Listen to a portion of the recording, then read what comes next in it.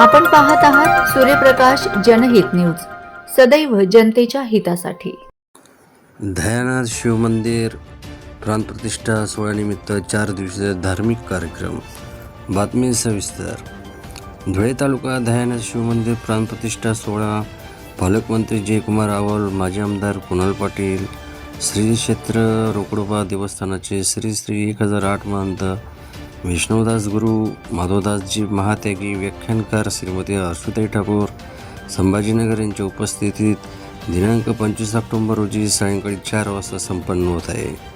22 October रोजी चितोड गावापासून दह्याने गावापर्यंत शिवलिंगाची व महादेव मूर्तीची भव्य दिव्य मिरवणूक करण्यात आली।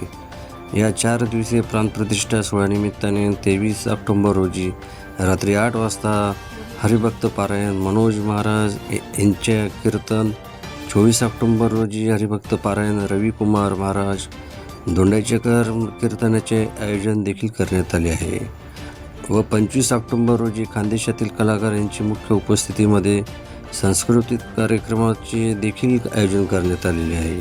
तसेच 25 ऑक्टोबर रोजी धुळे जिल्ह्याचे पालकमंत्री जयकुमार रावल, माजी आमदार कुणाल पाटील यांच्या उपस्थितीत विविध विकास कामाचे देखील लोकार्पण होणार आहे। या 4 दिवसीय कार्यक्रमांमध्ये धार्मिक कार्यक्रमासह सांस्कृतिक कार्यक्रम देखील आयोजित केलेला आहे। तसेच 25 ऑक्टोबर रोजी सकाळी 11 वाजता महाप्रसादाचे आयोजन करण्यात आले आहे। तरी परिसरातील नागरिकांनी, शिवभक्तांनी शिवमंदिर प्राणप्रतिष्ठेला सोहळ्याला उपस्थित राहावे असे आवाहन अशोकअण्णा राजपूत व ग्रामस्थ दयाने यांच्या वतीने करण्यात आले आहे। Suryaprakash Janhit news, bureau report, Suresh Bagul, Dhule.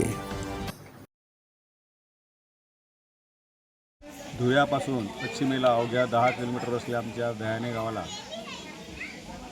आज रोजी गेल्या 5 ते 6 वर्षापासून चालू असलेल्या भव्य अशा शिवमंदिरचं बांधकाम पूर्ण झाल्याने काल दिनांक 22 ऑक्टोबर रोजी आमच्या धुळे ग्रामीणचे पाणीदार नेते मान्य कुणालबाबा पाटील व रोकडोबा हनुमान इथले संत महत्व भागवतजी महाराज यांच्या साक्षीने चितोड बायपास इथून भव्य अशा महादेव मूर्ती आणि शिवलिंगाचं आमच्या दयाने गावात आगमन झालेलं आहे आणि काल दिनांक 22 ऑक्टोबरपासून ते येत्या 25 तारखेपर्यंत विविध धार्मिक विधी, उत्सव, भजन, कीर्तन आणि दिनांक 25 रोजी आपल्या धुळे जिल्ह्याचे पालकमंत्री माननीय जयकुमारजी भाऊ रावल आणि आमच्या धुळे ग्रामीणचे पाणीदार नेते मान्य